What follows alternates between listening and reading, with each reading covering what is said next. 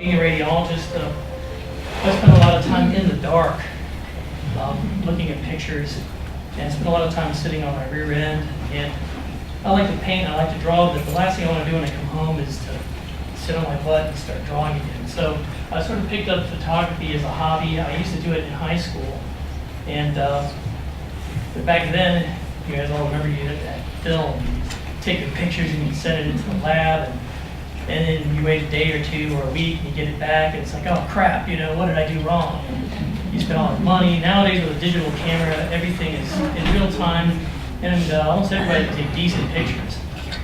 So I'm not sure if anybody can see this. Can you turn that light box off? Is there already a photograph up there? Yeah, well, that's a little better.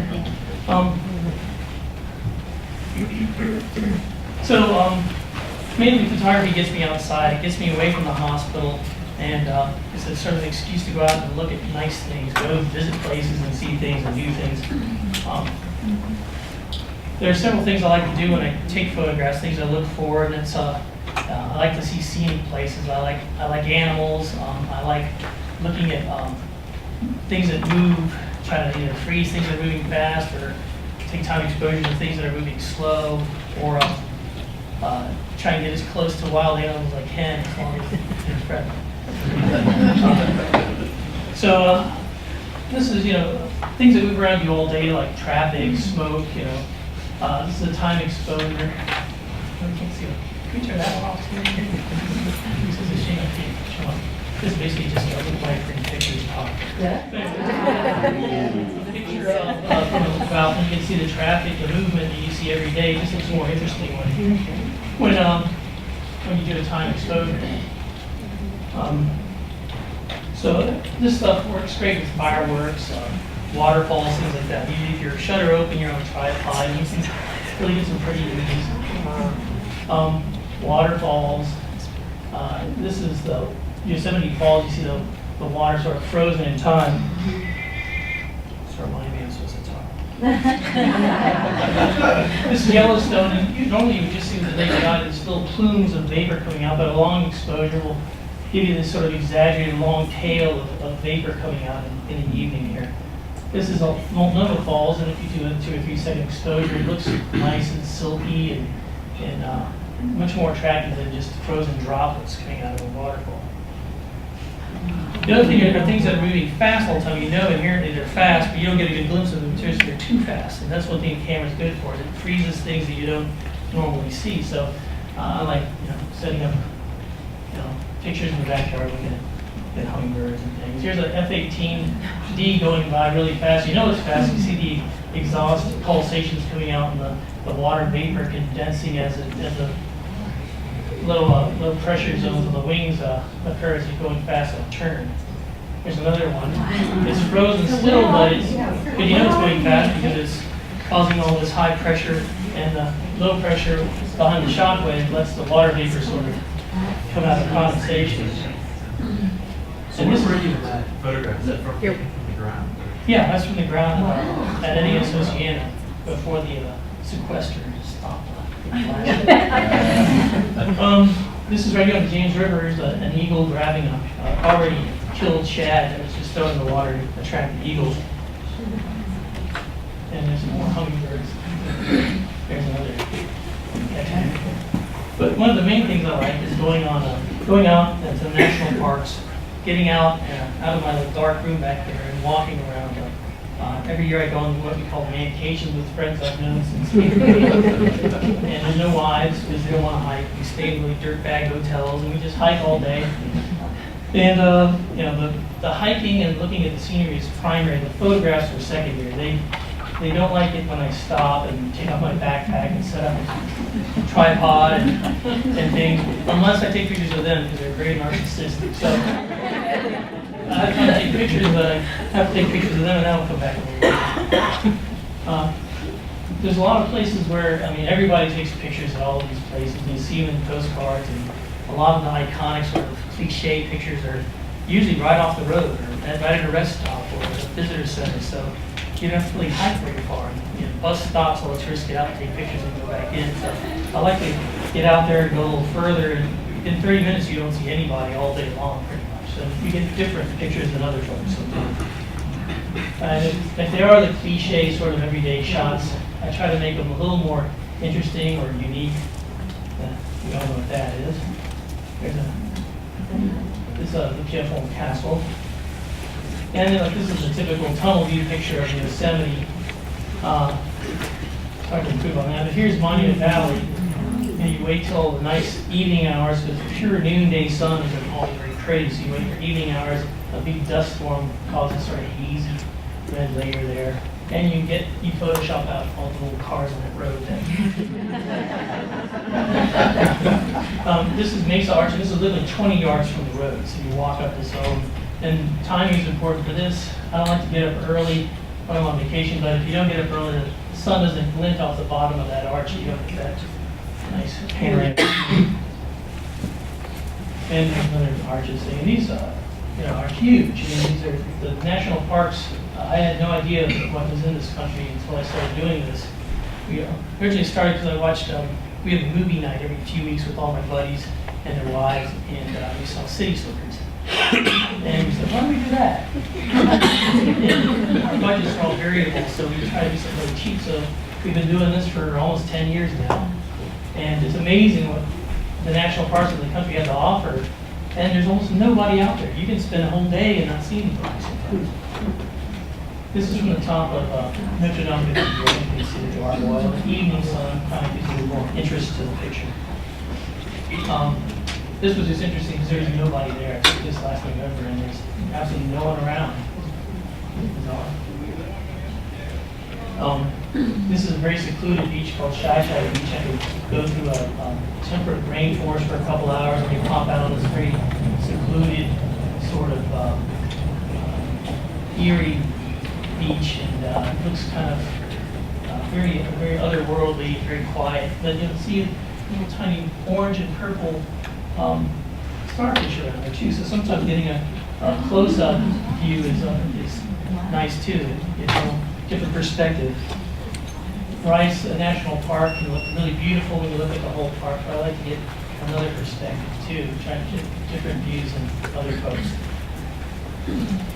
This is the Katy National Park on a few non-raining days there, but if you neutral density filter over your camera, you let the camera stay open for quite a while. You get this fuzzy water and this kind of eerie look to the water as well, clouds being blurred. These aren't projecting as well as they do on my computer, but this is the top of this peak. It's about 10,000 feet, and there's a forest fire. It had this eerie, sort of foggy smog. I like thunderstorms. I like lightning. My dogs don't. But when you're in a thunderstorm, you just see this quick flash of light. You don't see what's going around, but if you leave your shutter open, it's amazing what you'll see. You'll see the rain falling, and you'll see a lightning strike once in a while. This is the Glacier National Park. It's a pretty view. We had a little rain on one of those ice floes. But we said, let's hike up here. And we hiked up here. It's the same place, but a view from above. And it's a much nicer, more dramatic view there. It's not the view that most people get. And there's one of those places. Get out of the picture. There's different techniques you use, like high dynamic range imaging, where you combine multiple exposures, and that lets you keep some really low, dark shadows and your high, bright lights, and so you don't lose that detail. And you can compress it and remap it, and it gives you sort of this artifactual increased saturation and contrast. It looks good sometimes it's overused, sometimes I don't like it. But I always shoot raw images because JPEG or TIFF or camera usually you toss out a lot of data. That data, once it's gone, you can't do anything with the data you lost. That's the Ho rainforest. It's funny because I saw a TV show that used to be on, I think, the Travel Channel with Peter Lick, who has a very expensive camera and goes hiking everywhere. He acted like he was hiking through all this,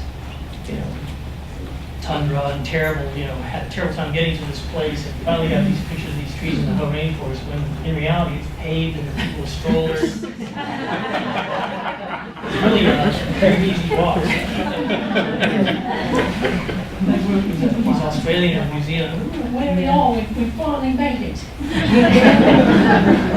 And bad weather, we'll go hiking, even if it's pouring rain or whatever. It makes for bad hiking, but sometimes it makes for good shots. There's a storm coming. This is in Arches National Park, and the clouds are moving quickly, so it gives sort of movement to the clouds and very eerie sort of look to the valley there in Devil's Garden.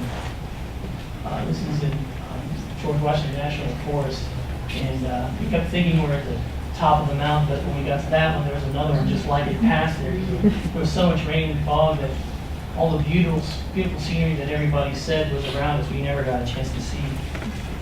But sometimes bad weather can really make a good, moody, nice picture. This is Cape Flattery, the most northwestern part of the mainland of the United States in Washington State. Very, Jeff doesn't do it justice, but very neat place to see. This is from the, I don't forget which bridge it is, but Pont des Arts in Paris. And this big storm that just soaked us just went by and had a very sort of pretty scene in the background with a dark sky, but still being lit from above as the clouds parted with some nice colors. And, so sometimes bad weather can make for good pictures. Sometimes bad weather just sucks. This exact same spot taken the next day. This is Cadillac Mountain. And sometimes I took that with my daughter's Hello Kitty camera. This is another eagle that didn't save me on the James River. So one of the benefits of going out is seeing wildlife. And I like to check out wildlife. This is one of our first wildlife encounters in the Grand Tetons. This was actually asleep in the snow, and I thought it was a bear. And one of the guys I go hiking with is a lawyer who interrogates everybody. And one of the park ranger said, you know, careful, there's a moose that kicked a photographer's head in a couple weeks ago up there. He said, well, how do you know if a moose is angry? He said, well, he sticks its ears back and puts his tongue out. And the bear, so I was really scared. I was hiding behind a log and taking pictures, and my friends were like, hey, Jimmy, what are you doing? What are you doing? And they started running back, and I was trying to tell them to be quiet. And they started to move, and I thought, we're dead. That's it. Walking away. And then I saw it was a moose, and I thought, oh, that's not so bad. But as soon as it stuck its tongue out and put its ears back, nobody said a word, we just ran. We started getting a little smarter, but not too smart. A grizzly then started to and that's one of my friends, Jonathan. And he's like, oh, it's so cool. It looks so cute.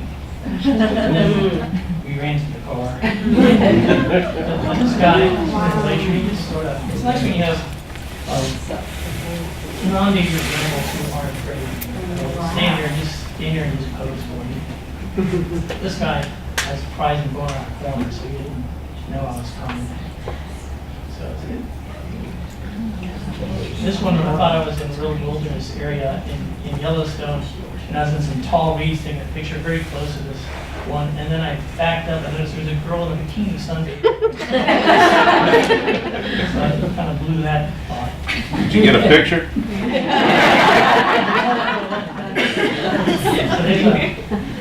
This is I forget what that was, but this girl was not afraid. This guy was not afraid either. So, this I took just a couple weeks ago at the Grand Kings at a conference, and it's a blue iguana. They're endangered. They were only, I think, 400. And I walked right up to it and stuck my lens like 2 inches from its face, and it didn't move, and that's probably why they're endangered.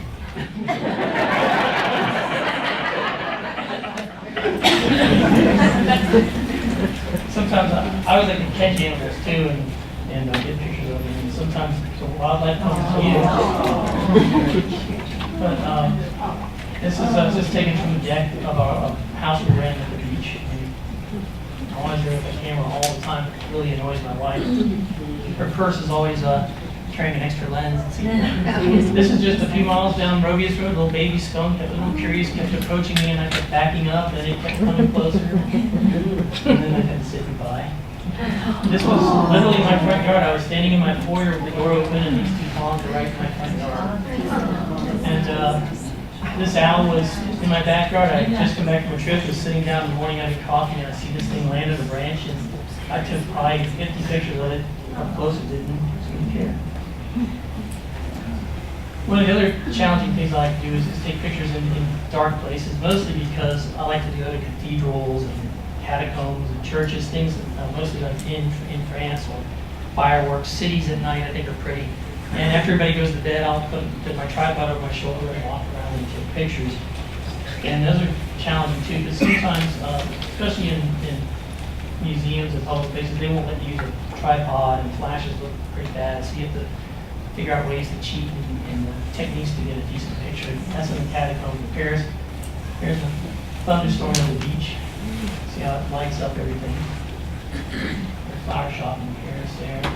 This is in the Basilica of Saint Denis, where you just can't take a flash or anything, but there's some pretty shaft of light coming from the left there. And you just brace yourself and exhale and squeeze the button like you're shooting a target pistol. Get a decent picture.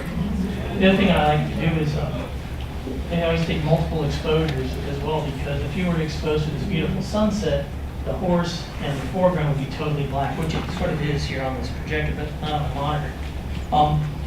So you take a picture that's overexposed, one that's properly exposed, whatever that is, and then underexposed. You combine them and you can get all three together, sort of a similar finding. Same thing with this. This is Antelope Canyon. Creepy dungeon and a castle in Chippenham. That's the visual, of course. Time exposure to the water. The wind's blowing, but the water's glassy smooth because it's sort of averaged out all the little ripples. That's near Sacré-Cœur, where in the early morning and a thunderstorm just left, the streets are wet and not many people around. I like neon. That's the Moulin Rouge, of course, and the windmill spins, so it makes a nice disc. It's in Disney World. Take a picture of neon. This is one of those pictures where if you were to expose to the building back there, the replica of the Temple of Heaven, the foreground would be totally black. Combine them, you can get everything. That's Mont Saint-Michel. Sometimes just the silhouette is more characteristic than the actual picture of the thing in daylight. The stairs going up to Sacré-Cœur. The ceiling of the Garnier Opera in Paris, kind of hard to get to because they don't want you to take pictures, especially if they're practicing. And the lights are very bright, but the way you combine multiple exposures, you still get the painting and the lights aren't all blown out. Don't have totally black shadows. And I like stained glass as well. It's almost like neon in the Middle Ages, I guess. And if you were to expose to the stained glass, the building and the structures would be black. And if you wanted to look at the structures, the stained glass would be completely white. So it's kind of a challenge to try and get all those images without a tripod and combining multiple images to do that. That's an HDR image, and sometimes it works and looks nice, sometimes it doesn't. Here's a picture in church here, and you can see to properly expose the foreground, the stained glass is all white. If you want to expose for the stained glass, all you see are just the lit candles, and that's about it. That's probably the best exposure with a single raw image I could get. But if you combine it, it looks much better. Actually, it looks much better on the same similar thing. Here's a Mount Rainier. You can barely see Mount Rainier in the background. Long exposure to have the waterfall look nice and silky and have the foreground properly exposed. Overexposed is Mount Rainier. If you want to properly expose Mount Rainier, you don't have much of a good foreground. But if you combine them, you get a much better picture. This is Delicate Arch in Arches National Park. Daytime or actually evening shot looks nice, but an HDR shot can look kind of moody and kind of somber looking with different texture to it. Here's a picture in Haiti National Park, cloudy overcast day, but if you combine multiple images and do an HDR exposure, it looks completely different. And this is that same spot as the picture where we're all raining and use the Hello Kitty camera. This is multiple exposures to have still be able to see the sun rising and see the foreground. This is supposedly where the first sun hits the United States when it rises. The other thing I like about cameras is when you don't go anywhere, you're too busy, or you don't have any interesting places to go, you can still fool with your pictures and you can Photoshop them and embarrass people in put on Facebook or whatever. That's my nephew, right?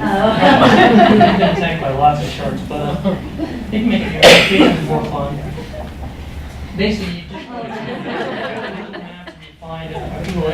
find a picture that might match the sort of direction of the light, and you try to match the grain, the blur, the quality of the color tint and stuff. So those are the guys that go hiking with it. This is Dead Horse Point, and that's the spaceship from District 1. Another spaceship. National Park. This is Detroit.